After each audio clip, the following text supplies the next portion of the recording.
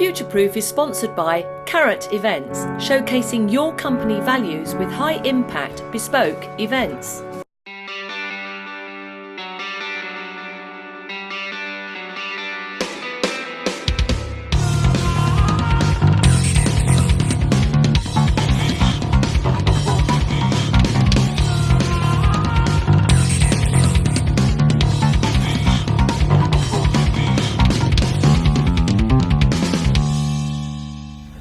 Hello and welcome to Futureproof. Thank you so much for joining me, Sarah Hopwood, as I continue these business television programmes looking at the future. And in many ways, the future, of course, encompasses so much around business. And today I've got some lovely ladies in the studio, and we're actually planning a series of programmes. So I'm not going to say any more about them. I'm going to ask them to introduce themselves. So, welcome, ladies. Joanna, who are you and what do you do? Hello Sarah, thanks for having me. My name's Joanna Zara, and I'm the owner and founder of Joanna Zara Millinery, which means I design and create bespoke and handmade hats. Yes. I'm also a lecturer at University of Brighton. Lecturing on business and professional practice to creatives. Fantastic. With a concentration probably on the financial side. Yeah, fantastic. Is it Ken Robinson just says how important creative thinking is and how education needs to just embrace it. We're going to be hearing much more about it. So stay with. I know you are. Awesome. Faiza. Oh, yeah. I'm Faiza Shafiq from Carrot Events. We are an events company, but we're slightly different in the sense that we actually run and produce our own events, and many of them. And this year we actually have 16, funny enough, but all types of events. The majority of them are business award events. So under this auspices of business, it's very important, and they help to promote and support businesses in many different ways. So one of them is the Business Women Excellence Awards, for example, which we had very recently. We did some filming for that. We did indeed. And if they've watched the opening sequence this programme, they know that you are sponsors for Series 3. We're sponsors for Series 3, yes, because we believe in sort of promoting something that's promoting business within the community, and Futureproof does that. Fantastic. And we'll be hearing much more from you as well. Alison, now you were actually on that interview that I did at the awards. You spoke, didn't you? Yes. So remind us, who are you and what do you do? Good afternoon Sarah and everyone else. My name's Alison Jones. I'm a partner at Creston Reed, which is a firm of accountants. I look after the Brighton office. One of my passions, as everyone who knows me will know, is I'm very passionate about supporting women in business, whatever their age, whatever their business is. I want to try and help them.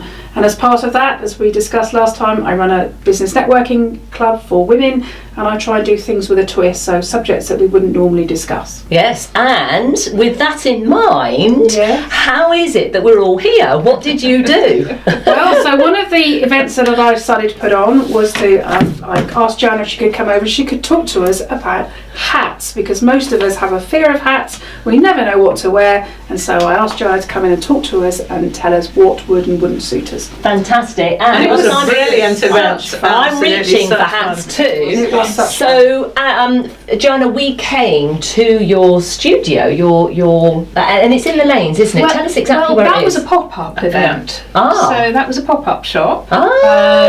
So my studio is based at home, but it was a really lovely chance to have a bit more space and to get all the ladies involved.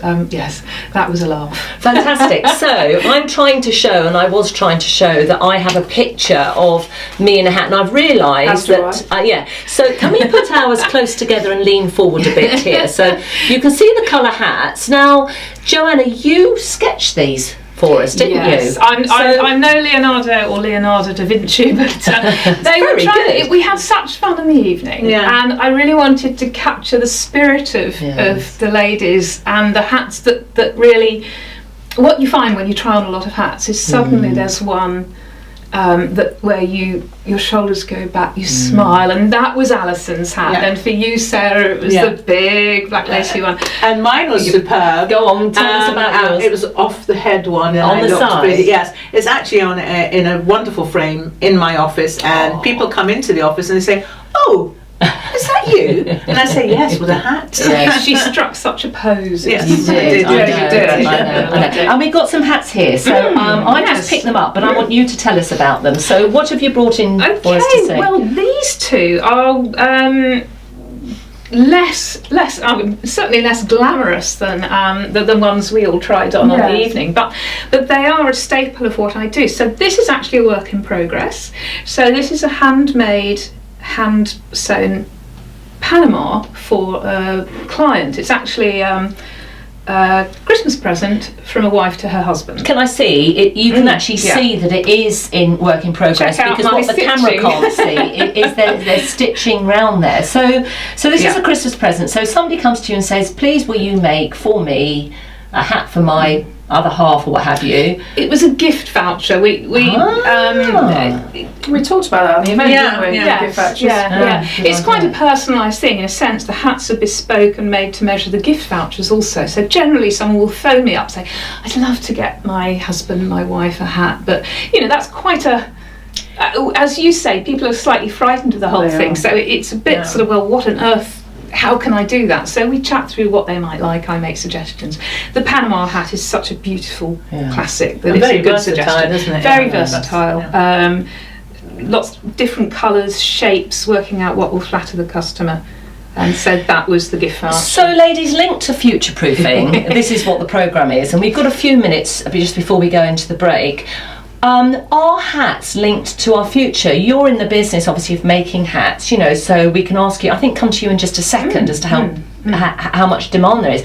But do you think moving forwards that hats are part of our future, or do you think they'll go out of fashion, or we'll wear and do something else? Or Alison, what do you think? Well, I think with the changes in the climate, I mean, thinking about what's just happened to Australia, my daughter's just been over there and obviously it's been lots of fires, but what she noticed was the fact that she got lots of suntan lotion on, but she burnt her hands, her feet and her face, and the first thing she did actually on the second day was go out and buy a hat. And I think that actually there will be a huge demand.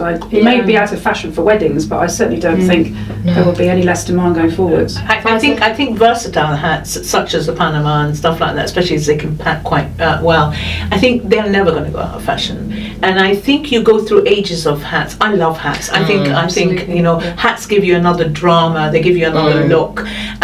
So I think hats are, in some areas, they are actually coming back. High fashion is now. I mean, the fashion houses at the moment for the 2021, 3 or 4 of them have got selection of hats. Actually, the models modelling hats instead of the crazy hairstyles and so on. It's hats. So I think classic design is coming back. There is a reversion of fashion always, isn't it? It keeps going back into all the fashions, and so the 1950s with the gloves and the hats and everything, that's kind of a new look that's coming in. So I don't think hats will ever go out of fashion. They've been around for thousands of years. They've been around for thousands. The loveliest things. I know. They have. I mean, the pharaohs were Egyptian, so I come from Egypt. The pharaohs had all kinds of headwear that they wore. So that was hats, so in a different version, but it was hats. What we're going to do, I think, is if you stay with us, because Joanna, I want to hear your opinion on this, and I think we'll do that after the break. But I know you've got another hat here that you're going to show us. But I'm just thinking of Dragon's Den, and when you go on Dragon's Den, you will see business pitches for, I've seen it for sports socks, for water bottles and things like that, and it's very much saying if it's something you need, that it is, a day-to-day, as I say, need, then you can actually make it into a fashion accessory. And do you only do hats, or do you do other things as well? I just do hats, and I'm very much at the handmade bespoke end of the range. Yes. Of the scale, which is unusual, I would. It's there, but it's niche. It's where I feel most comfortable as well. Yes. Well, so if you fancy a hat and you want to go and see some of Joanna's examples, so you got. Where do they find the studio? Is there a website to find you? Oh yes, there's a website. Yes. Okay, so she's keeping us in suspense now. So and we will probably talk more about the glamorous hats as well. But for now, I just think it's fantastic to see this Panama hat, to see the stitching there, to see that you can actually get gift vouchers and have it made for you. But also there are hats that are already made that you can buy too. Indeed, we showed you photos where we were trying them on. So stay with us, and we'll hear from Joanna as soon as we get back. See you in a minute.